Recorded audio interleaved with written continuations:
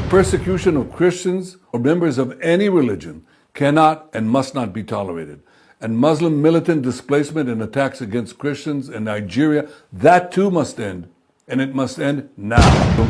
I send warm greetings to our Christian friends around the world.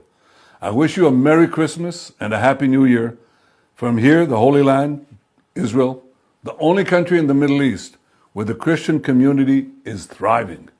Israel is the only country in the Middle East where Christians can practice their faith with full rights and in total freedom, where Christian pilgrims are embraced with open arms and are so deeply appreciated, where Christians can celebrate proudly their traditions and openly do so without any fear.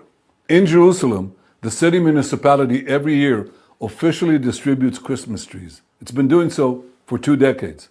By contrast, a few days ago, in the Palestinian town of Jenin, Palestinians burnt a Christmas tree in the Holy Redeemer Church.